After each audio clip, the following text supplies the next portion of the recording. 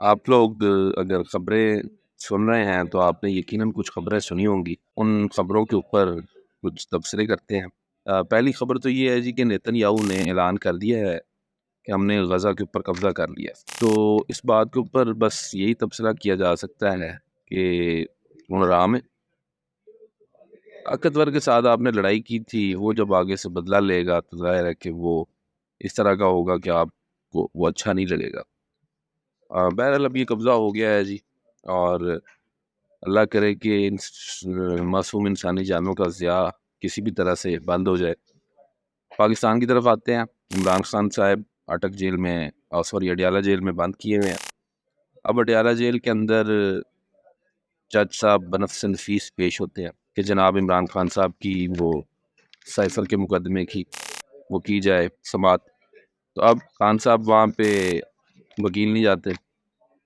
آج وکیلوں کا بہانہ یہ تھا کہ جی سموک کی وجہ سے ہم نہیں پہنچے. جج صاحب کہتے ہیں کہ میں اپنی جان پہ کھیل کے آپ کے پاس عدالت میں آ جاتا ہوں، آپ کے وکیل کیوں نہیں آتے؟ تو خان صاحب نے اپنے وکیلوں کے اوپر خاصی ناراضگی کا اظہار کیا. انہوں نے کہا کہ یار یہ ایک ہی تماشا لایا ہے، مطلب پے بھی لے نے پھر بھی وکیل وکالت نہیں کرتے. اب یہ بھی ہو سکتا ہے ویسے انہوں نے پیمنٹ نہ کی ہو وکیلوں کو، کہ عام طور پہ وکیلوں کو اگر پیمنٹ نہ کی جائے تو وہ پھر پیش پوچھ نہیں ہوتا. پھر جناب یہ ہے کہ ایک اور کیس کسی نہ کسی دن چلنا ہے. وہ جو سپریم کورٹ کے ہمارے جسٹس مظاہر اکبر نقوی ہیں، ان کے خلاف جو ریفرنس وغیرہ کا معاملہ ہے. تو یہ میں آپ سے سوال کروں گا سب دوستوں سے کہ بتائیں اس میں کیا پیش رفت ہو سکتی ہے؟ کیا مظاہر اکبر نقوی صاحب کو کوئی سزا وزا ملے گی، یا بس اعظم نذیر طارق صاحب کے ساتھ جو ان کا تعلق ہے وہ ان کے کام آ جائے گا؟ تو یہ ایک بڑا اہم سوال ہے. آنے والے دنوں میں میرا خیال ہے کہ یہ کافی حد تک ڈیفائن کرے گا کہ قاضی فائز عیسیٰ صاحب ثاقب نثار کی شکل اختیار کرتے ہیں یا نہیں.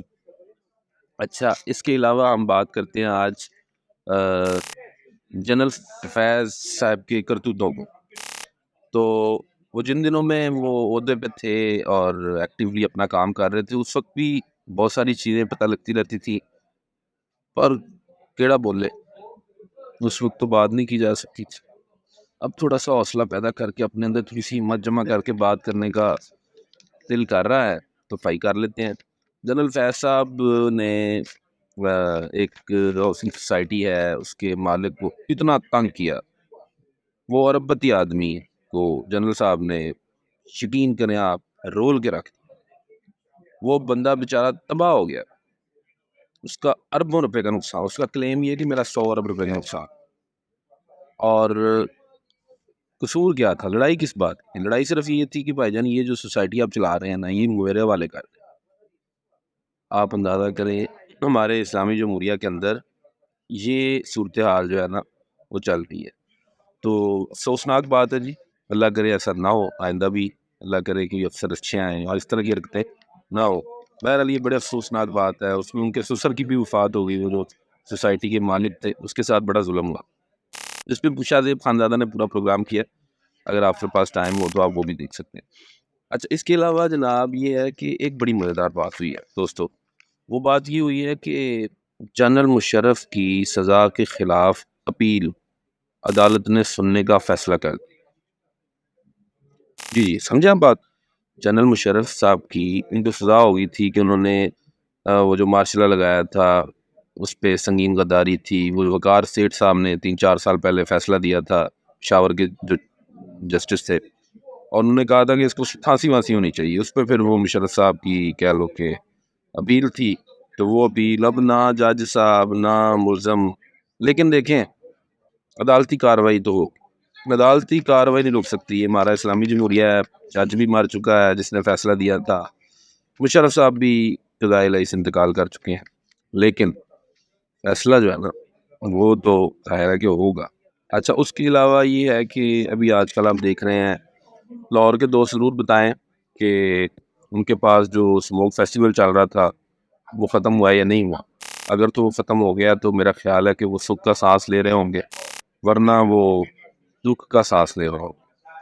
تو اسموک فیسٹیول بھی ہر سال اکتوبر میں لاہور میں جو ہے وہ منعقد ہوتا ہے. تو آپ دوست کوشش کیا کریں کہ وہ اٹینڈ کریں. ہر سال اکتوبر کے شروع سے لے کے میرا خیال ہے کہ نومبر کے شروع تک یا اکتوبر کی 15 سے لے کے ہر سال تاریخیں تھوڑی بہت رد و بدل ہوتا ہے لیکن معلومات آپ کو مل جائیں گی.